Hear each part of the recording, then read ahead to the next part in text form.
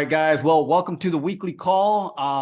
Sean is not here. He's on vacation. So I'm going to be hopping in. As he said, I'm coming out of retirement for a little bit, at least for two of our sessions. We're going to focus in this week and next week. We're going to focus really strongly around the local search. That's really important for real estate investors. Obviously, in most cases, you guys are local type service providers for people looking for alternative ways to sell their homes.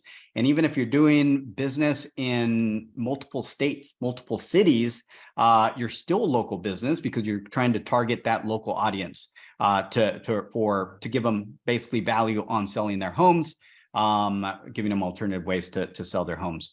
All right, so today, specifically what I'm going to be going over in the first part of the call is going to be a new report that comes out every year. It's put out by a company called WhiteSpark.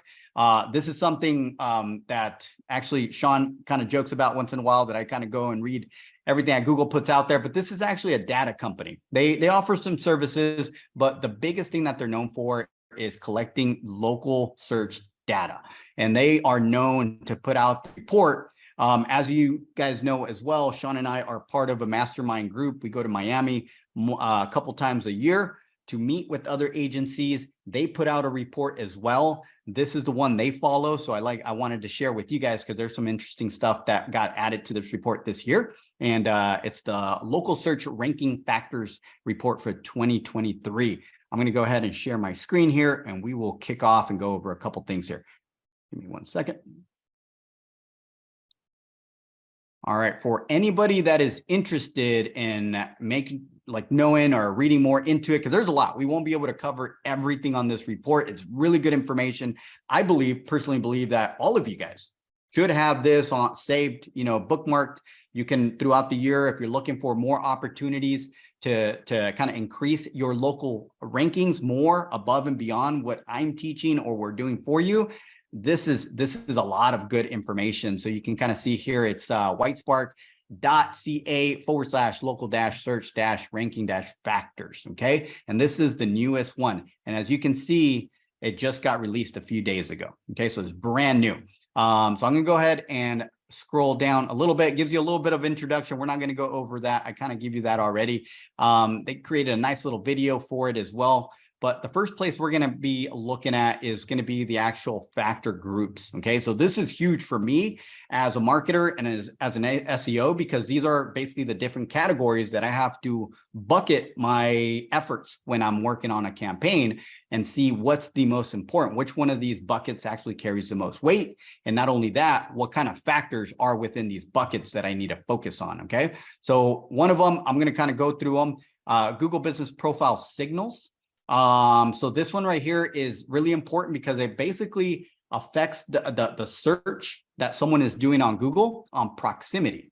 So a lot of misconceptions is that you get a Google Business Profile, right? And what happens is someone does a search and you're expecting to rank, for example, just because I was working on Taylor's website just earlier today, maybe she's thinking about ranking in Phoenix. Well, unfortunately, wherever that particular profile is labeled, basically the address that you provided, whether it's a storefront, which means you put an address that's seen by everybody, or it's a service type profile where the address is basically hidden, but you provide service areas. Well, you still provided an address for the profile to be verified. So it's all based on that address. So wherever that is, that's where the proximity, the pin essentially is at. And then you have rule of thumb. We usually go about 2 to 3 miles. I try to keep it within 2 to 3 miles, and that is arbitrary. And the reason I say that is because it's all based on the amount of competition that's in your market. So if you're in a rural area, your reach from your Google Business Profile for your proximity is a lot larger, right? You can reach more. But if you're in Phoenix and Metro Phoenix, then your reach is a lot smaller. There's a lot of competition. I already know that. Houston, right? With Sal and Chris. Houston is another one that, is within 2 miles, and you got to look to potentially set up a second one. So that's what this signals, this Google Business Profile signals. How does that get affected, right? Proximity, categories. If you guys are already working with us, you don't have to worry about that when it comes to us running your campaigns, because that category for real estate investors is real estate consultant. Okay. So for those of you on this call that might be running your own Google business profile, you maybe just created it, you might want to check your category. Your category should be real estate consultant. That's the one you want. That's the one that kind of flows the most. Once in a while, a secondary category could be real estate agent. And there's a couple more, but those are the two most important ones, especially if you're an agent and an investor. You always want to have, in my opinion, again, this is just my opinion, what I've seen is you want to have real estate consultant as your primary and real estate agent as your secondary. Okay. And then obviously the keywords in the business name, I try to stay away from that. That is a good way to get your profile suspended. What I've been doing is putting a location if I do multiple locations. So since we're talking about this specific kind of bucket or category, I want to answer Dominique's question about her, because this does affect someone that has multiple locations here with proximity, categories, keywords, right? So Dominique, you have one that's already settled. I can't remember exactly what the address, if it's Temecula or you had it somewhere else. So if you're the one you have now, it's set in Temecula, California, Yes. right? But your office is in, I can't think of Hemet. I'm on the border of Wildomar and Lake Elsinore. Okay, Lake Elsinore. So say that's basically whatever the address says on it, right? And then you even added something extra where you said, do I need to create another one? I would say yes. You need to create a second location, but you did add, I don't want to show the address. Was that correct? Is that what you said? Yeah, because it'll be my house address. Boom, perfect. So you could basically the profile you're going to create when they give you the option to say, hey, are you a storefront? Are you a service provider type company like a plumber or any type of service provider? You are a service provider. So you actually choose that. They're still going to ask for an address, but that's only to send you the verification postcard. Okay. So the reason I'm recommending that Dominique create a second location is because she has an established location in Temecula, right? That's there, but Lake Elsinore, if I remember correctly, it's a couple miles away. Yeah, they're about 10 miles apart. 10 miles. At that point, you have to probably get a second office. Now, there is some research Dominique can do to see if she should do that. If I remember correctly, she should. But let's just say she was in a very, very rural area. She might look at it, maybe do a search for anybody looking to need some property management, right, for their properties or something like that, because that's what Dominique does. And she sees some companies, but there's not a whole lot, right? That's why you start. And there's more in Temecula than there is in Lake Elsinore. Yep. So right now, for you, Dominique, specifically, I would definitely do create one in Lake Elsinore, and you'll probably be able to dominate that area if you do a little bit of work on that particular profile. Can they be under the same email address, or do they have to be attached to a different one? Great question. Same email address is fine. What you need is a different address and phone number. Okay. Okay, so those are the two uniques. Think of it like a franchise. What would a franchise need, right? In that next location. They don't necessarily need a new email, but they do need a new phone, right? And obviously the address itself, even though it's going to be hidden, obviously it needs to be different. Right. Cool. All right. So that's, hopefully I answered that correctly if anybody else is doing that. The other one you see here is on-page signals. So this one right here is all related to your website. So you might be thinking, hey, we're talking about the Google Business Profile. Why the heck do they have a big ranking factor or a bucket around on-page signals for the website? Well, there's a relationship between them. One, you have to connect your website, basically like a link on your business profile. They say, hey, do you have a website? You drop in your link, and it usually goes to your homepage. And that's how they connect. That's what I mean by connecting, right? Make sure it's going there. But someone like Sal and Chris, Dominique now, I can't remember who else here has multiple locations set up already. They might actually put the link to a business, or I'm sorry, a location page. For example, Sal and Chris have a Houston location and a Katy location. Well, their Katy location was their original corporate office, so that's linking to the homepage. But when we created the secondary location, which was for Houston, then we linked that one to the Houston location page. Now you see this NAP right here. That stands for name, address, phone number. Okay. So staying consistent that you have the same name, address, and phone number on your website, whether it's a contact page, location page, that you have that the same and it matches to what's on your Google Business Profile. What I see a big mistake is that sometimes you have your website set up, a year ago, but you changed locations. And just now you heard Roger mention that it's important to have a Google Business Profile. So you go and set one up, but now you have a new address. Well, guess what? You forgot to update your website. So the NAP is different. That affects your rankings. So it's a good audit for you guys to go out and check your website, check your Google Business Profiles, and make sure that the NAP is consistent. If it's not, just reach out to our support. We'll help you adjust that and correct that. But sometimes we miss it. We have a lot of different clients we work with, and we want to make sure that everything is consistent. So that's a big one. Okay. Everything else here doesn't really apply. Everything we do for you right out of the gate. Review signals. So this is another bucket that's kind of changed a little bit. You guys have heard me say quite a bit. Hey, go out and get reviews that have keywords in them. Well, that keyword factor has actually gone down in regards to asking for a certain review with keywords in them. And what we're seeing, or what I kind of read in this particular report, that it's Google kind of trying to avoid any type of fake or too coached reviews, that they would rather give you a good kind of check mark up that you're getting reviews in general, right? So what's happening here, if you're actually getting reviews, I'm no longer going to really push on the keyword part. One, because it's looking like, and this is based off of quite a bit of tests. We're talking about thousands of different profiles, right?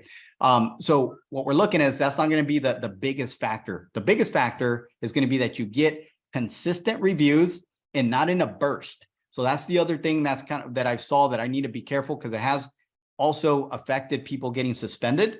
Where, for example, and this is one that's natural, but it can affect your profile, even get you suspended. If you go to an event and you meet a bunch of people and reviews are important, you start asking for them, and you all of a sudden end up with 20 reviews overnight. But then weeks pass by and you don't get anything. Well, that starts looking a little suspicious. And then next thing you know, you make one little update that has nothing to do with reviews, but your profile gets suspended. That's just kind of Google following the history of your profile and finding something that's not natural. Okay. So what you want to do and be careful here is the velocity of the reviews that you're getting. Try to keep them natural, even if it's, I'll be honest, I'll say it here, even if it's artificial, even if you're getting, some friends or just kind of giving some consulting just to kind of push that review factor. I would, in our industry, real estate investing, you don't find a lot of people with hundreds of reviews. In some metropolitan areas you might, but in most cases, 3 reviews per month is actually a good velocity, just so you guys know. That's pretty consistent, and we can do quite a bit with that there. Okay. Next bucket we have here, link signals. Okay, this is a huge one for me, because we build links for you guys' profiles that are with us on a higher level package.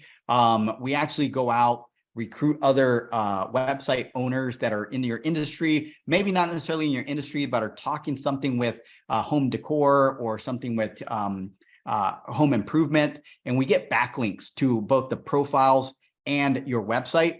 What we found here in this particular bucket is the backlink factors have changed a bit.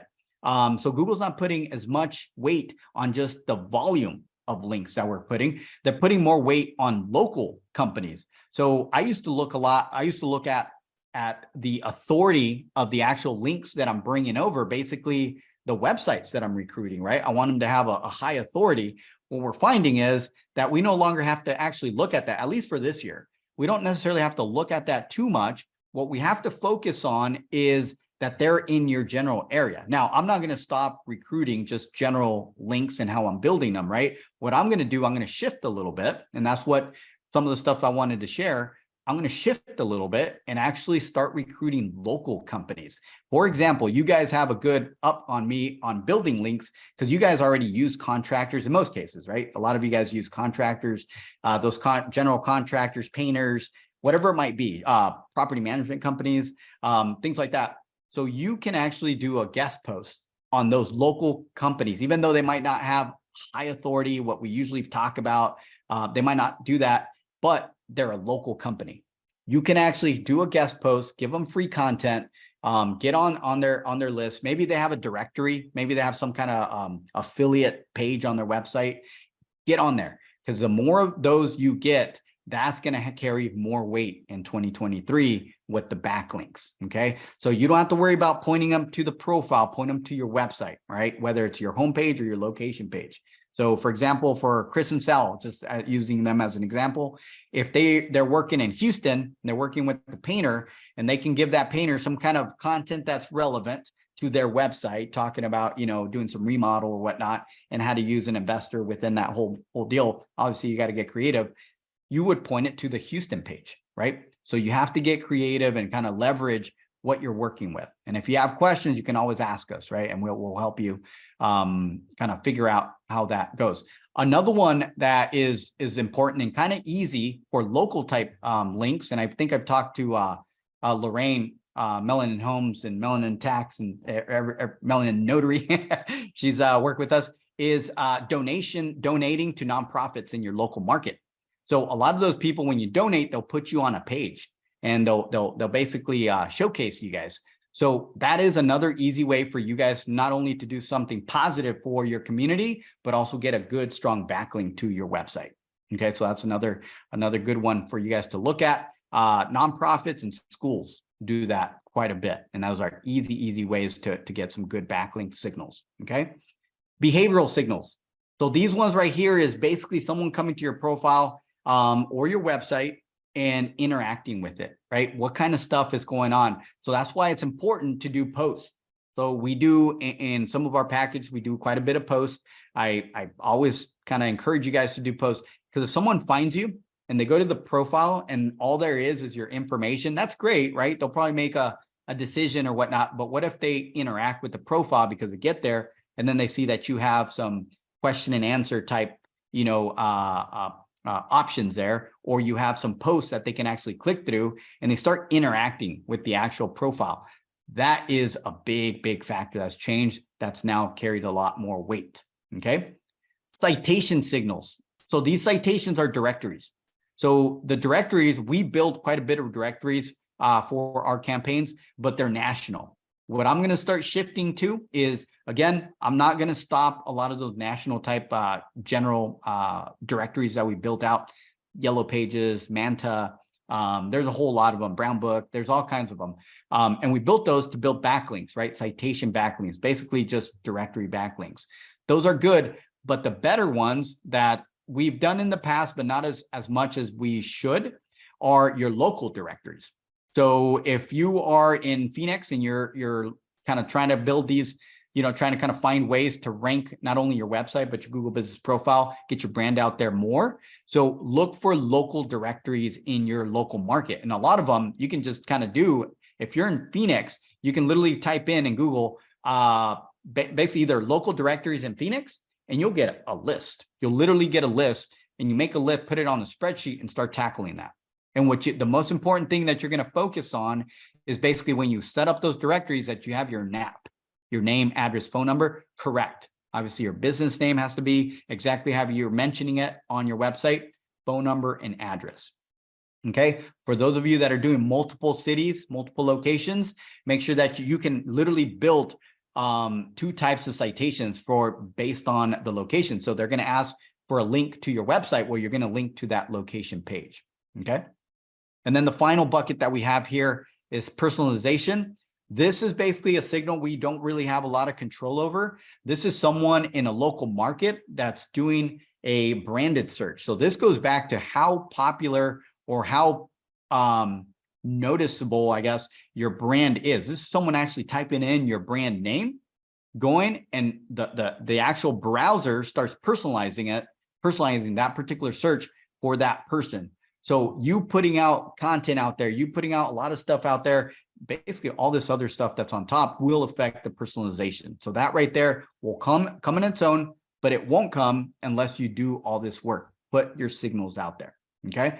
So I'm going to go ahead and just stop real quick. I'm at, halfway through here. We're going to look at some of the ranking factors literally on the list, because I want to kind of explain some of the stuff. But I want to see if there's any questions based on these buckets at this time. I might take 2 or 3 questions if we do have any. And go ahead and unmute. So for the directories, Mhm. are you saying that I would just Google Phoenix directories and then I add my name on there? Yeah, so go ahead and do that, you know, after this call or whatnot. I guarantee you're going to get a list. I would get a spreadsheet because there's going to be a lot of them. Put them on a spreadsheet. And what you're going to do, it's like creating your Facebook page, right? You're going to find directories. You'll go there and just set them up. And your most important thing that you got to focus on, like I said, is going to be your NAP, name, address, phone number, and obviously the link. To you, for you, Taylor, you're only focusing on Phoenix right now. So you'd link all of those directories from Phoenix to your homepage because all your Okay. cities are within Phoenix. And then another question. So since my address is in Phoenix, is that why we focus in Phoenix versus Mesa? Like, Correct. But when you Okay. actually set up your citations for Phoenix, right? Because essentially it's going to go to your homepage, but it's going to cover Mesa and all the surrounding small little cities that are within the Phoenix, reachable from Phoenix. So right now, Phoenix is the big metropolitan area in your market. And that's why Yeah. you need to focus that to win those. Eventually, we'll move over and potentially create campaigns to really tackle the smaller cities by themselves. But right now, you got to start with the big one, which is Phoenix for you. Start with the big one. Okay. Cool. Thank you. Hamida, it looks like you had your hand up. Yes, I just had a question. I want to make sure I understood the link signals. Yep, let me So get the you- link signals, are you essentially just interacting with another website or social media? That's not it, or and then you're just like including your company website on there, or that's Boom. what it is essentially? Yeah. So example, right? Let's be very clear. REIToolbox.com. Say you approached us because we are a real estate investor digital agency, has something to do with real estate investing, right? You gave us some content that talks about, you know, how you use digital marketing in your business and how it, you know, does that. Well, we would put that on there. And what you would ask us to do is, hey, in that content, you know, I mentioned my company. Can you hyperlink that company over and then put a link over to my website? And I just gave you a backlink. You just interacted with my website. Got it. So it's something we blatantly request from them. You have to do. request it. For you, another example, more realistic example, maybe you have a general contractor that has a website, right? And you're Mhm. like, it's a local company here in my area. You know, it's a perfect opportunity. You can tell them, hey, is it okay if I give you a blog to put on your website? You know, this is what it is. You can show it to them. And then just the only thing their web person needs to do is make sure there's a hyperlink that's hyperlinking back. And the best thing to do, you know what I mean by a hyperlink, right? Yeah. Yeah. So the best thing to do, I'll even do it here so you can see, is that this, say it's your company name, that this is your company name and it's hyperlinking back. So It's called hyperlinked in anchor the text. context of the Context. the content you send them. So what's in it for them is the fact that you're contributing content to them. They're getting free content. A lot of Got companies are it. more than willing, like, absolutely. We actually do that. We sometimes trade with different agencies based on, because we're getting free content, good content, right? And then we'll give them a free backlink. Makes So- sense. Thank you so much. Yeah, no problem. Is the And the hyperlink photos you just your do, website? Go ahead. Is your sorry, I didn't mean to cut you off. Go ahead. Is it just a hyperlink to your website? So that's a start. I'm keeping it very, very simple. It's a hyperlink to your website. I'm going to give you guys a more advanced, right? Now that you got that point right there, you can literally give a guest post, right? And they can give you, I wouldn't recommend more than 2 links in one blog, right? That you're giving them. 1, you're going to mention your own company, so they'll hyperlink the company name. 2, you are purposely going to put in, for example, real estate investors, we buy houses in Phoenix. Just Taylor, because you're just asking that question. Somewhere in that content, you said it in a paragraph, we buy houses in Phoenix. We'll hyperlink we buy houses in Phoenix, that word, to your Phoenix location page. And now you know what those location pages are because we have them on your website. So it would hyperlink to that location. So now you have a link going to your homepage, and it's a branded link because it's going to it's mentioning your brand name and it's going to your homepage. And then the secondary one is a keyword that you want to rank for, and it's going to your Phoenix page. That is next level, what you want to also do But again, trying to keep it simple and then making it a little more advanced by putting actual keywords and hyperlinking the keywords. That makes sense? Awesome. All right, guys. So we're going to go ahead and continue here. I'm going to scroll down and we're going to go to the chart. This one is very cool here. Local search ranking factor groups. So now that you guys saw the different groups, what they are, now let's see how important they are, right? For each, like what, and this is, again, this is based, if I were to scroll, I'm not going to scroll down, I'm just going to tell you about it. You guys kind of look, but there is a group of people at the bottom of this report of the people that were asked these questions. Those are all very reputable people in the local search space. So these are the who is who in this space. So they actually created together this report. And as you can see, the most for local search ranking factors, this is for your Google Business Profile, and this is for your local organics. This is for your website. Okay, so there's two different buckets here. One is your profile, one is your website. That's the difference here. So the first one here for local pack, what is the most important thing that I need to focus on, right, to rank a Google Business Profile? So it's the Google Business Profile signals. So those is, make sure your profile is filled out correctly. Make sure you're essentially got everything that they asked for on there. Okay. Number two, 19% basically kind of voted on-page signals. So this is interesting to me because this has nothing to do with your Google Business Profile. So to rank a Google Business Profile, now it's become very important to have a very optimized website or website page that is actually connected to your profile, has that much impact. So I encourage you guys to first audit your profile, right?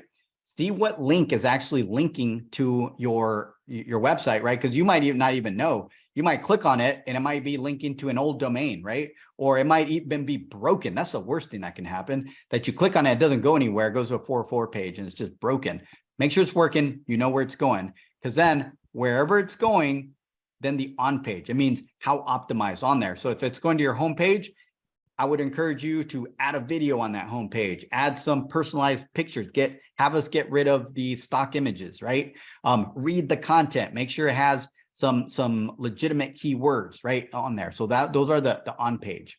And then the third option here, or the third most important thing to rank a Google Business Profile, is your review signals. So I keep preaching on that. Go get your reviews. Okay. So you guys kind of read the rest of these right here. We're going to bounce over to the local ranking factors. So this is now if you want to not only rank in your maps, but you also want to rank in the organics. What are the most important factors that we have to be looking at? This has been consistent past probably 5 years, is the on-page signals. So that's why we always encourage video. Let's go ahead and embed a video. Let's make sure that the content is speaking to all the keywords. I get a lot of heat, or I used to at least, for having pages that are really long. People are like, why are they so long? Well, I want it to be very concise and be very, easy to kind of read, and that's it. Well, without all that content, there's very little opportunity for us to get our point across, very little opportunity for us to add multiple keywords, very little opportunity to add different sections to explain certain things that then speaks to the Googlebot, right? That gives you the better opportunity to have good on-page signals, okay? That's why the long pages, okay? And then we spoke a little bit on it, the link signals. Now that you guys know that you don't have to go and recruit other hard-to-get bloggers, all you have to do is go out and recruit your local painters and contractors and whoever else is in the local market, nonprofits, schools. Get some backlinks over to your homepage or your location pages, and this is going to have a big, big factor. And then behavioral signals, again, I'm only covering the top 3. Those are just how people interact. So if you have a video, and I keep mentioning Taylor here again because we just got done with her website. She created a video. A lot, Kristen Sell, they have videos on their website. When you have a video, think about it. The behaviorals, the dwell time, how much people stay on the site, how much they're scrolling. Well, the video, what we found is they'll click it and they'll watch, even if they watch half of it, we kept them on there for at least 30 to 60 seconds, which is awesome. If you didn't have it on there and they got there and for whatever reason they saw some shiny object, they'll click off of it right away, or, even though you might be able to help them, for whatever reason they leave. So what we found is those videos on the top, make a big difference to keep people on the site, which now you know why we sometimes do that. It's to get better rankings. It's all plays together. Okay. So that is the top ranking factors on both categories. I'm going to keep scrolling down. There's a lot of stuff here to cover still. See ranking factor groups over time. This I'm not going to cover too much. You guys can kind of look, but I'll kind of explain it real quick. You can kind of see the different years and how different factors, I explained the buckets, have changed over time. This is what I geek out on, right? I look at this, how things have changed and how I can't stop studying this stuff. I can't stop keeping up with this, because if I do, I'm not doing any service to you guys, because every year something changes. Every year there's something new. And this year, if you guys don't know, should know, AI was a huge deal. And it's actually, there's a section here that talks about AI. All right, let's keep going here.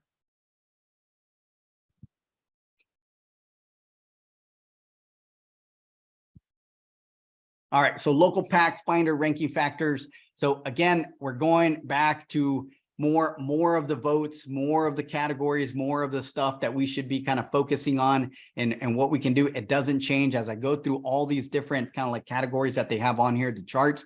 It keeps going back to some of the stuff that's, you know, we've been doing, which is great, right? Number one, categories. We mentioned it up on top. They had a chart up there. Make sure you have a real estate consultant and real estate agent. For those of you that are agents, definitely have that as a secondary, but have the consultant number one for all you investors. That's what you need on there. Keywords, this is something we can't control. I do not recommend you guys go back just because it's one of the top factors and what they're showing this year. Don't go back and change your title, basically the name of your profile, to add. For example, if my company name was, for example, we own a company called Access Home Buyers. Bad thing for me to do is put Access Home Buyers, we buy houses in, you know, wherever, Cleveland or whatever, right? That would be the worst thing I can do. I can probably get myself suspended. But if I did that from the very beginning, for those of you that did, and it's there and I haven't gotten suspended, you probably will get a little bit of a benefit, a little bit of a boost. But those of us that don't, I wouldn't even touch it. Leave it alone. And then obviously the proximity. We talked about that. Just because you have a profile, this goes back to Dominique and what she's doing. She might be in Temecula. She might be ranking really good when someone looks for some type of property management company, you know, very specific to what she does. She might be ranking very well, but when she goes to Lake Elsinore and she does the same keyword search, yet she doesn't appear anywhere. Well, that's proximity to the actual profile. Why we recommended that she also gets a profile in that particular area. So think about it for you guys. Chris and Sal do that as well for Houston and Katy. They have to, because of the proximity. I had a quick question on that. When I do that secondary page and I put posts on there and everything, is it going to knock me down for having duplicate pages if the same content is on there, or do I need to make it different? You mean for your Google Business Profile, your posts? Yeah. No, you can actually, what I've seen that works really well, because we kind of changed the post, even though we have multiple ones and we always talk about foreclosure, probate, bankruptcy, right? The same stuff.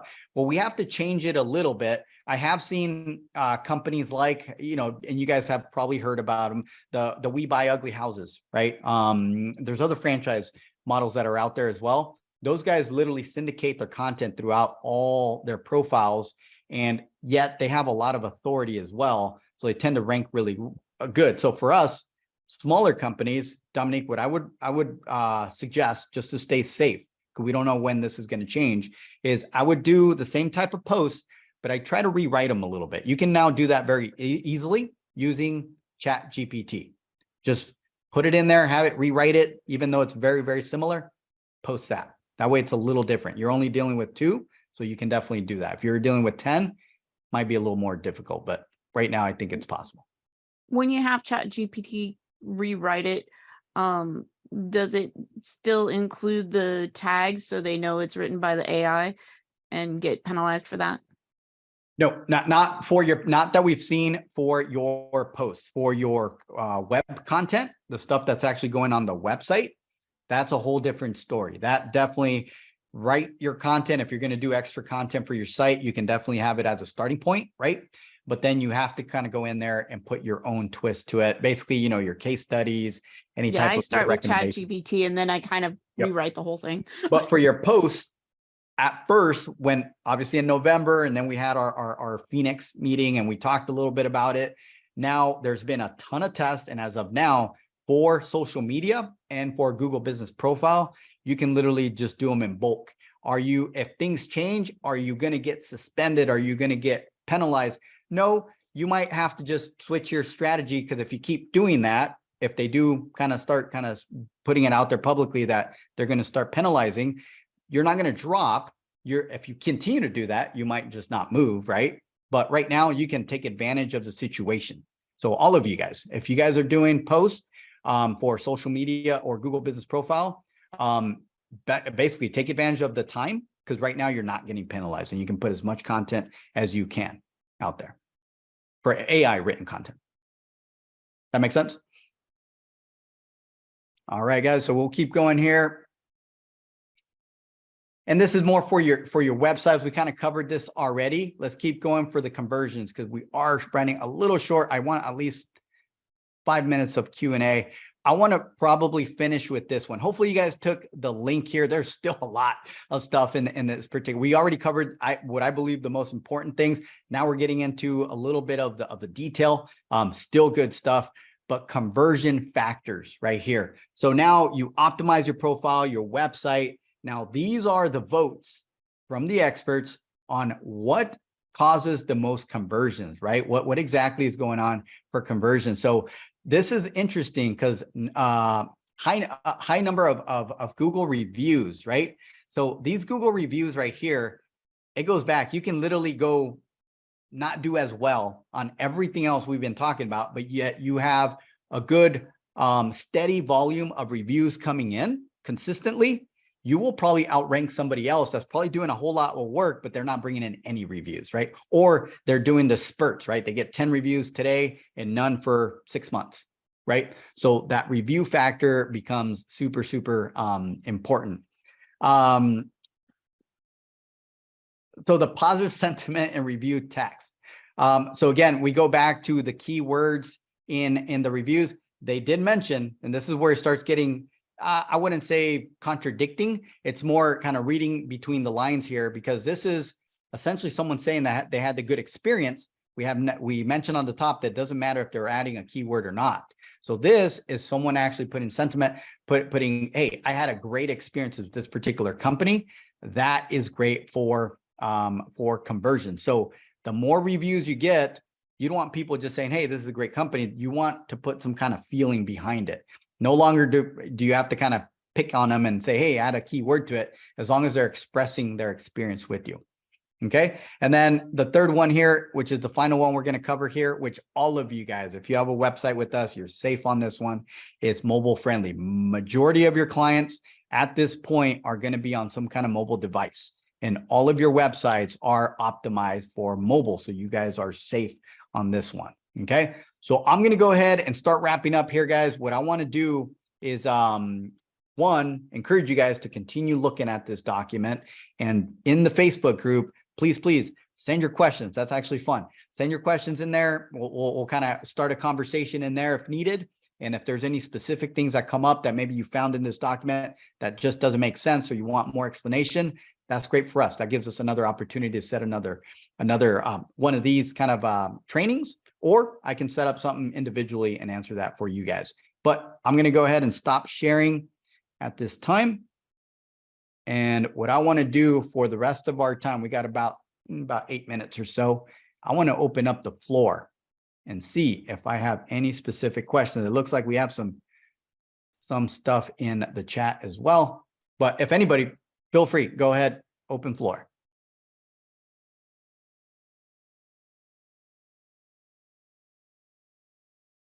No questions?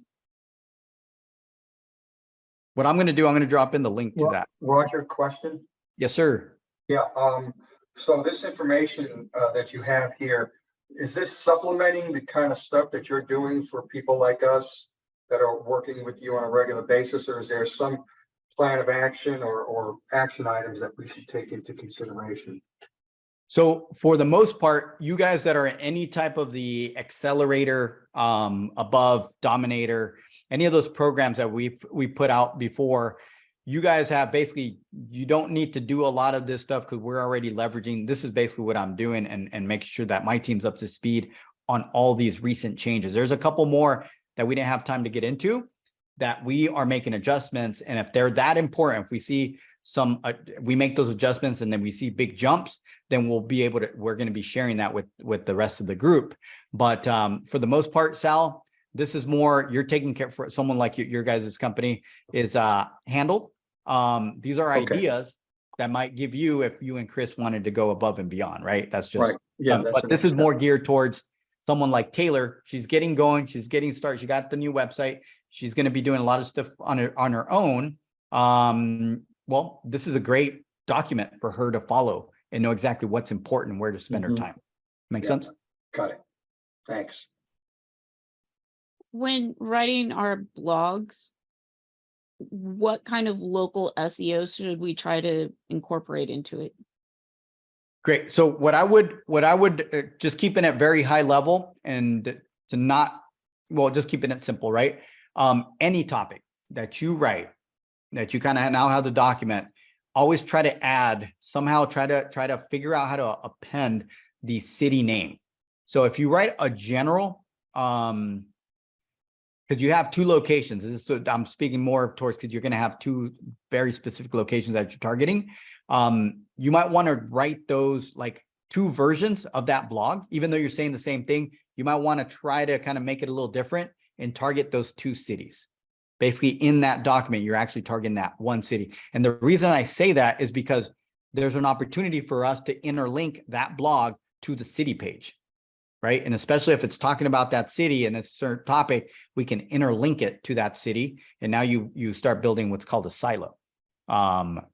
Basically, everything is the topical relevance portion of it. So does that answer your question, Dominique? Yeah, kind of right now I have them kind of interlinked between blog pages because I Mhm. reference one blog to another kind of thing. They've been stacking.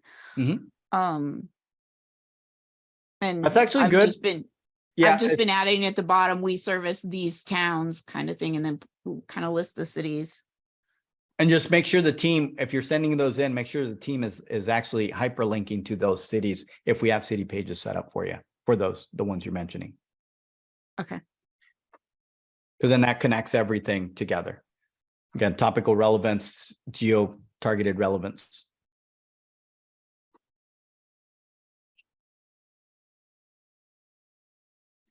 Right. Any other questions, guys? We good? All right. So I'm going to go ahead and stop the recording here.